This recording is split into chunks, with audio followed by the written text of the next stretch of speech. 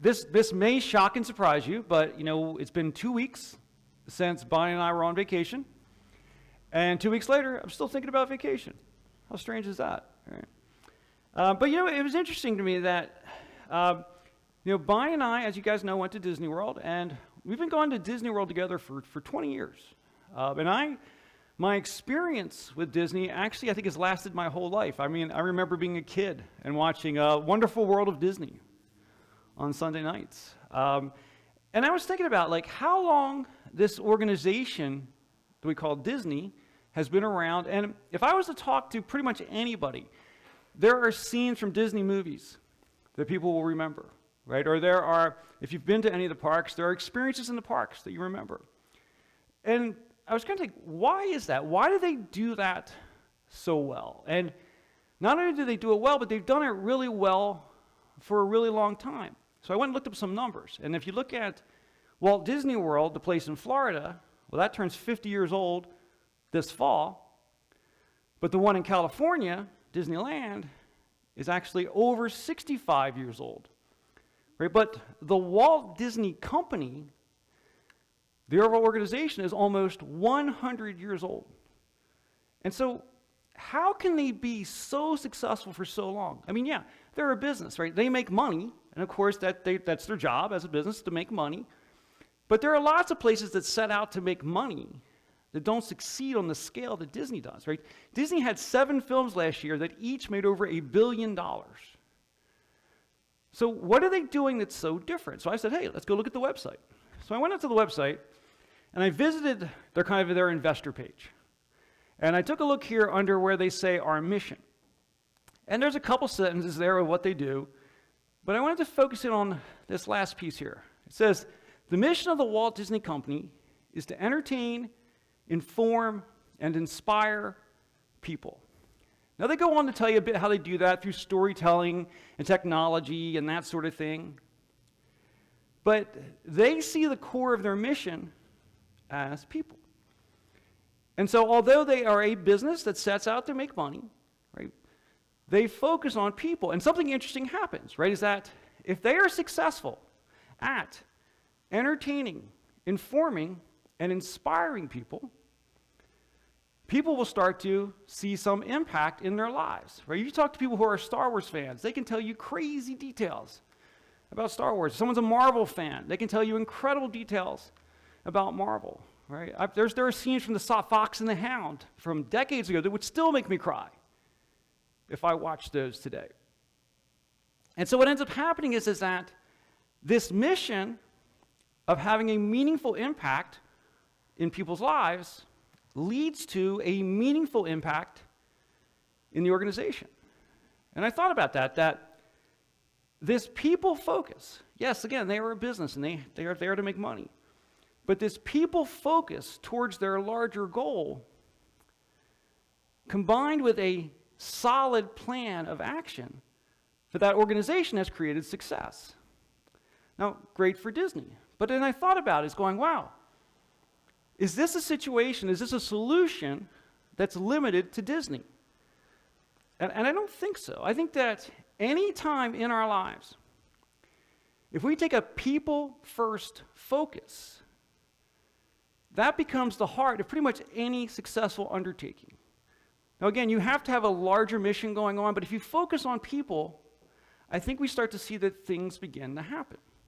So as we continue our series, Repairing What's Broken, I want to talk about a plan of action. How do we actually take the things we talked about last week in terms of having an impact in our lives and other people's lives, and how do we begin to turn that into an action steps that we can take that actually have an impact? Because remember that throughout this series, what we're really talking about is people, right? Because in this series, first of all, we're looking at ourselves, right? We're each people, right? And what we wanted to do is that in this series, understand how we could have a more meaningful life. How do we have a greater sense of meaning in our own lives? And how can we wake up each day with a sense of peace and calm about the day ahead? Because I will tell you that there are many days that I do not wake up with a sense of peace and calm. I have lots of thoughts and ideas. Many of them are not anything to do with peace and calm. So how do we do that? And what we talked about was that one of the best ways to introduce meaning, peace, and calm into our own lives is to identify a need that's meaningful to us. There's something that's going on in the world around us, something that's affecting people around us. And be willing to step into that situation and do what we can to help introduce meaning, peace, and calm into other people's lives. And when we do that, that mission intersects with our own life. And we start to find meaning, peace, and calm in our own lives. And if we do that, that's a path of transformation. It's transforming to those that we're serving, and it's transforming to us. But that kind of transformation is not going to happen by accident. You cannot stumble into that kind of transformation. You have to have a plan. So that's what I want to look at today. Now remember that throughout this series, we're looking at the events in the life of a guy named Nehemiah. And he was nice enough to leave us part of his journal, so we know what's going on inside of his life.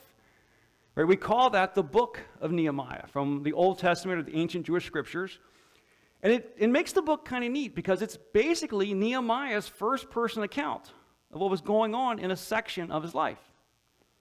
Now remember that the information we have about his life begins in about 445 BC, so about 2,500 years ago.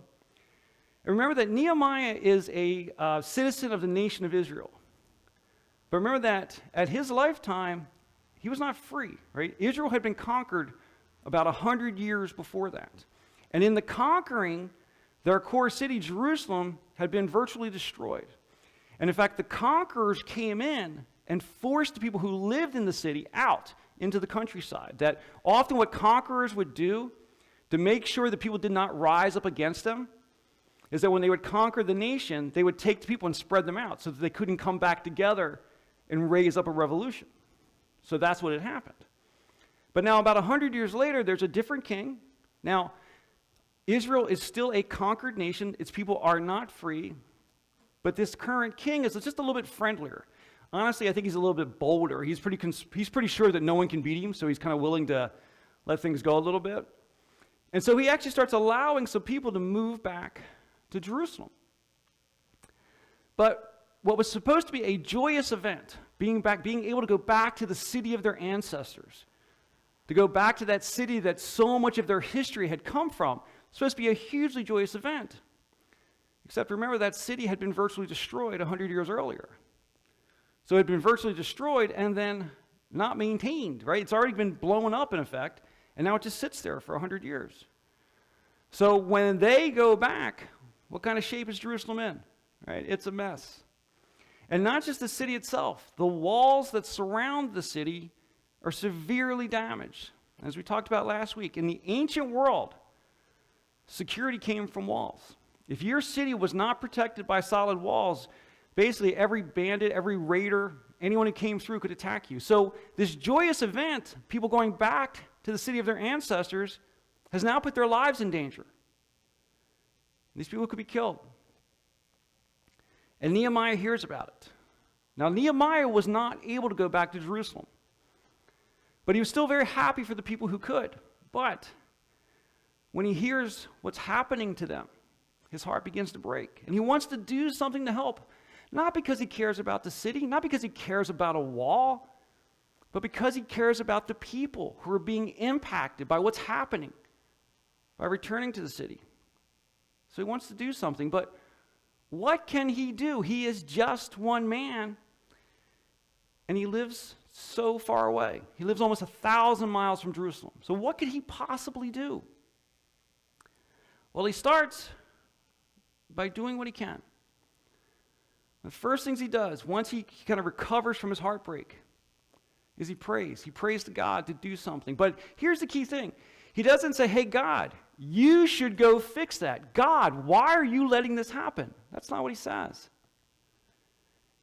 He says, God, this needs to be fixed. Show me how to fix it. Show me how to step into what's happening. Show me how to make a difference in what's going on. And again, if you read Nehemiah chapter 1, you see an excerpt of his prayer, and it is an open and honest prayer. And as he wraps up, he says, Lord, please grant me success today. And this is wild. He gets so incredibly bold. Please grant me success today by making the king favorable to me. Put it in his heart to be kind to me. Now that's crazy. Right? This is the king of Babylon, arguably the most powerful man alive, with little regard for this little nation that Nehemiah is a part of. And yet Nehemiah is saying, you know what? This is a big problem. That is a big wall that needs lots of work. Man, I need some big power behind me to make this happen. The only way I can see to get this solved is if I can get the king of Babylon on board to help me out. Now, praying like that sounds kind of crazy, and it was especially crazy for Nehemiah. Because what was Nehemiah? He was a servant. He is a conquered foreigner as far as the king of Babylon is concerned. But who did he serve? He was servant to the king.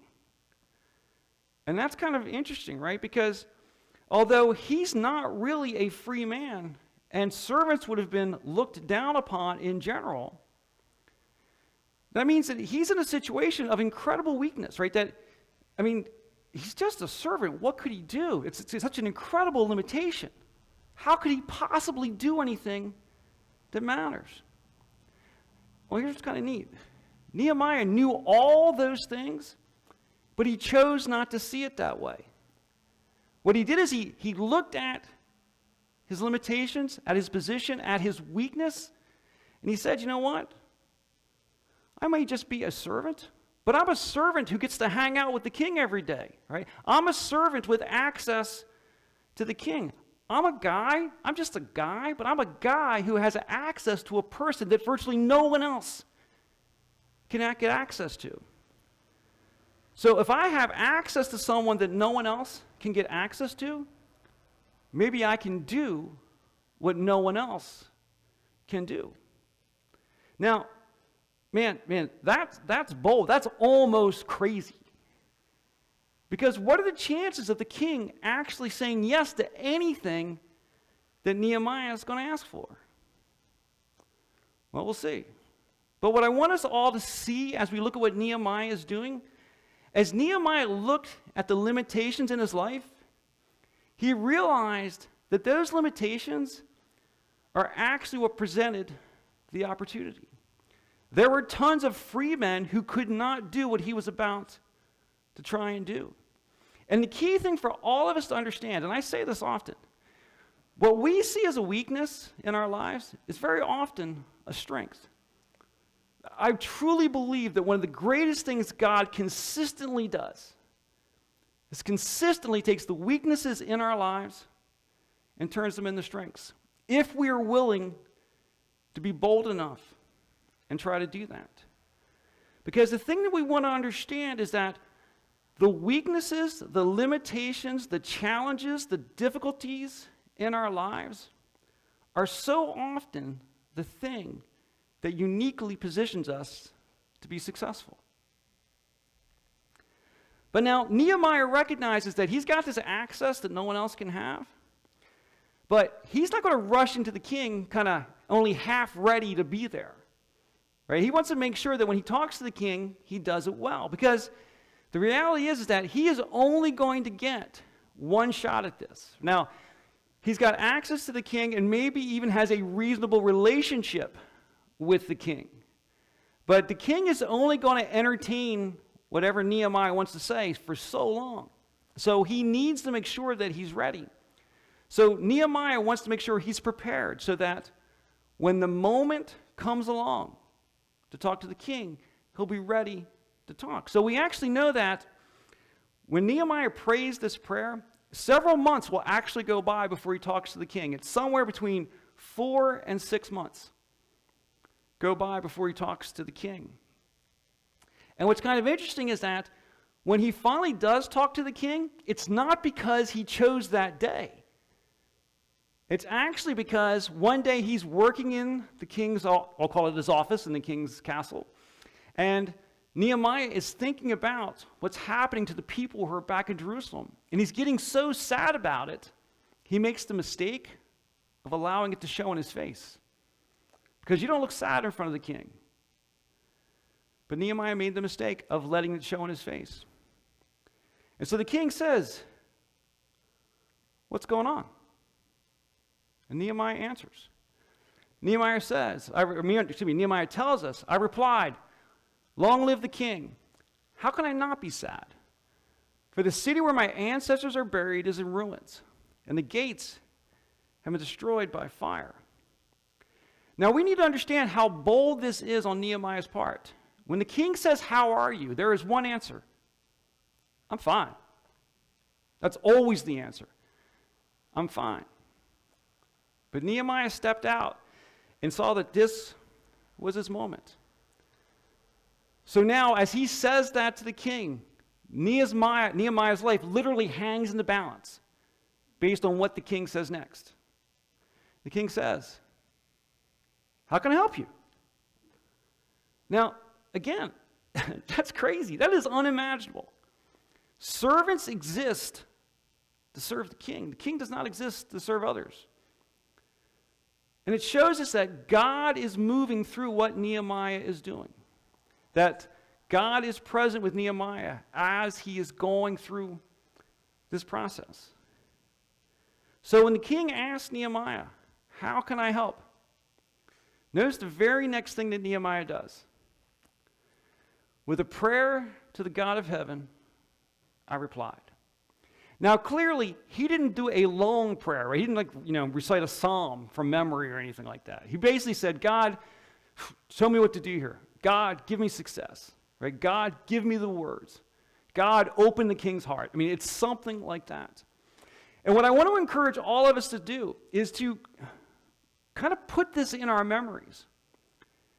Because so many conversations, I really believe, would go so much better if we would take a moment and say, "God, help me use the right words here. I use the wrong words all the time. You guys know that."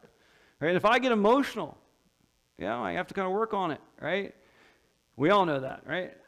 But what I will tell you, though, is that where I have felt most blessed and most empowered is when I've been in a very difficult, very emotional conversation with someone, and there are tons of things coming to mind that I might want to say. And I take a second, I say, "God, give me the words here." And very uncharacteristically, I will find the right ones. And God moves through that. And that's what happens to Nehemiah here. So he starts out with a prayer to God of heaven. He replies, "If it please the king, if you are pleased with me, your servant, send me to Judah to rebuild the city where my ancestors are buried." Now notice what else Nehemiah did.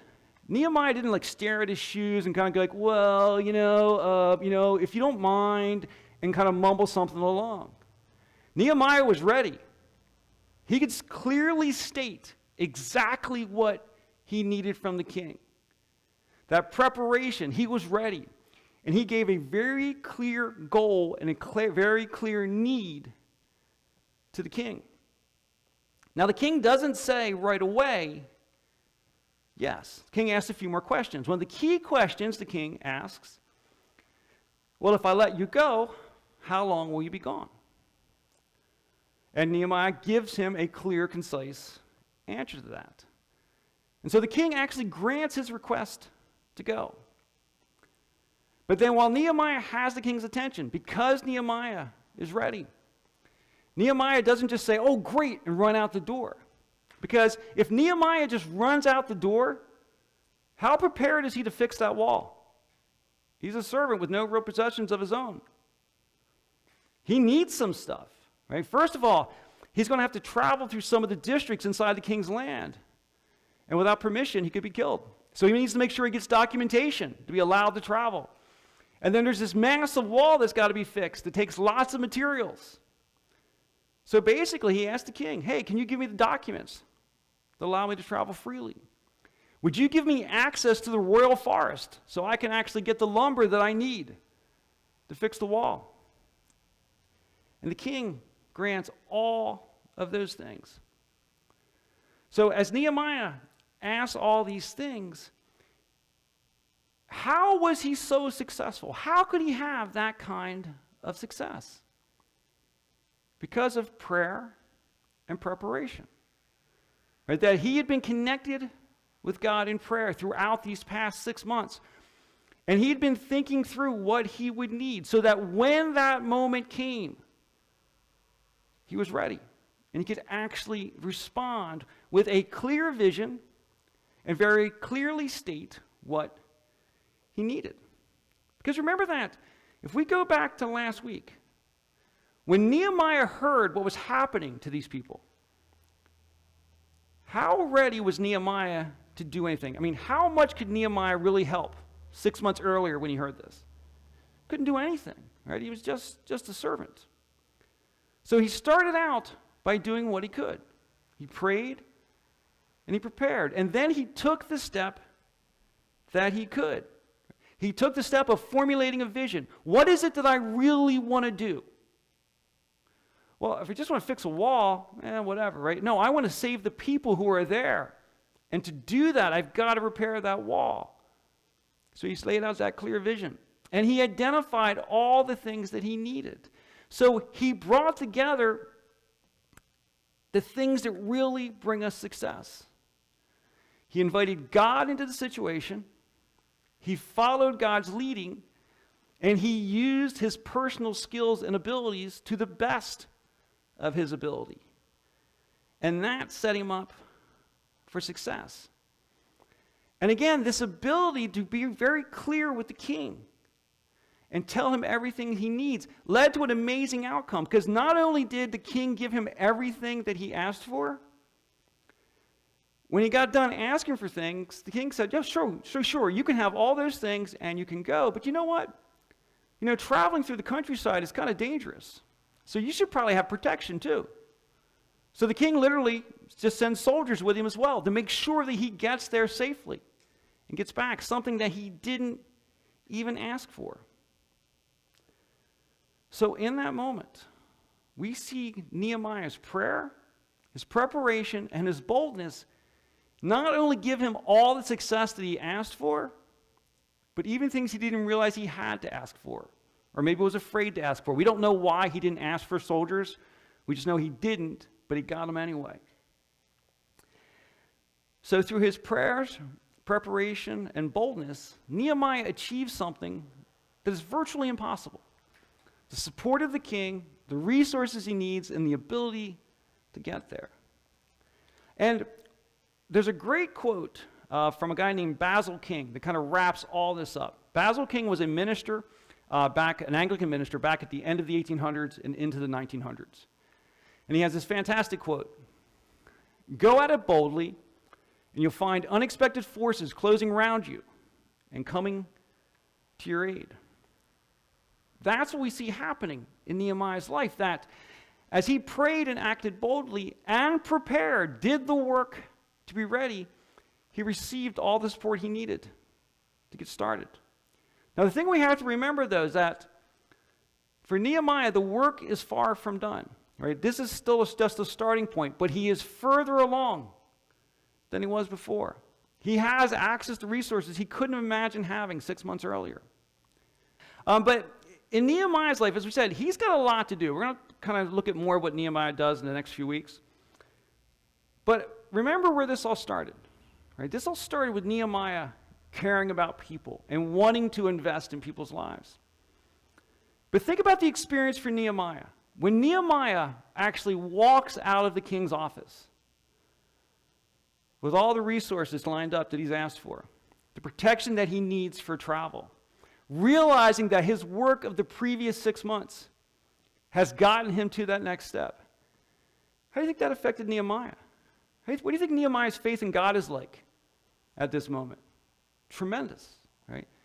How does Nehemiah see himself? Feels pretty good about himself. I don't mean arrogantly, but it's like, no, I did the work, and the work mattered, and it's a good thing I did that work. That work paid off. So Nehemiah's sense of self-worth is very likely better than it was before. His emotional health, recognizing that, you think about it, as he thought through it, he hadn't been to Jerusalem. Now, he had text that he could read to describe what the wall was like, but he'd probably never seen the wall in his whole life. So he had to plan how to fix a wall he had never seen. Didn't have the internet, right? So all he had was textual descriptions. Yet he'd gotten what he needed. And if you read through the second chapter of Nehemiah, it's kind of neat because he knows when to be specific with the king and when to be a little broader. Like when he asks for things to fix the wall, he doesn't say, I need 100 trees. He says, hey, can I have access to the whole forest? Because he doesn't know how many logs he's going to need, right? And so he does a really good job of that. And what we see is it's Nehemiah's willingness to step into other people's lives and transform their lives, take the people living there and transform them from fear and death to life and success. It's that willingness to do that that leads to transformation in Nehemiah's life. And this is the thing I want us to understand. That same experience is available to all of us, right? No matter what stage of life that we're in, that if we will do the same sort of thing that Nehemiah did, right? Start with that foundation we talked about last week, right? There's lots of bad news out there, and none of us can take it all in. But there's something that moves you in a very special way. There is some cause, there is some need, there is some situation that moves you deeply. When it does, pray to be part of the solution for that.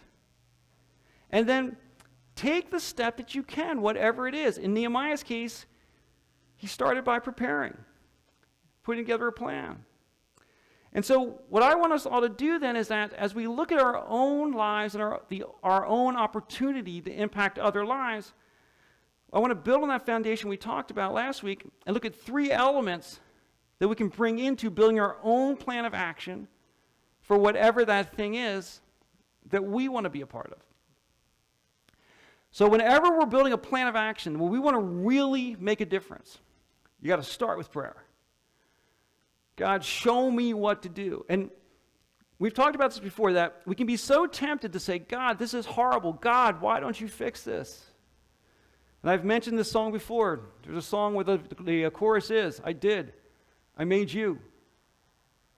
Right? That's what we are called to do, is to be part of that solution. Right? So if we're going to solve huge problems, we need huge backup. Right? We need to be connected to God. And so we pray often, and we pray boldly. We don't just stick to going, well, I can fix this easily. There's nothing wrong with fixing things that are easily fixed. That's nice, but we're all called to stretch a little bit. We're all called to figure out, be part of figuring out a solution to something bigger, to impact lives in a bigger way. So we're going to pray boldly. We're going to pray often. And then we're going to develop a clear and succinct vision. Right? What is it, that thing you're trying to achieve? Don't write an essay, right? We don't want a 10-page essay on it. What we want to do is we use the term elevator pitch. Something you can say in just a couple of sentences. Just like Nehemiah said, the people of my homeland, right? They're in trouble, and I just want to fix the wall. He made it really clear, right? The king needed to know nothing about engineering to understand what Nehemiah wanted to do. There was a clear, succinct vision. And then specifically identify what you need. Now, don't limit yourself to just what you can get, right? Nehemiah didn't limit himself to just what he had access to. He figured out what it took to actually do the job, right? So in our cases, whatever it is that you want to be a part of solving, what supplies do you need to solve that, right? How many of those things will you need, whatever they are? Will you need help from other people? And you may not even know people who can do those things. What skills might you need access to that you maybe don't possess on your own to get it done? And how long do you think it will take? And are you willing to invest that kind of time in what it is? Decide all those things early in the process. Because if we will do that, we will see the change in our own lives, the transformation in our own lives, because we are wired as individuals, right? We are created in the image of God. Right? God is tied to community, right? Father, Son, and the Holy Spirit. God himself is community. God created us because he's anchored in love and community. So if we are created in his image, we are most transformed when we embrace and engage with our community and bring transformation into it. That's the cycle we were built for. So this is something that all of us can do.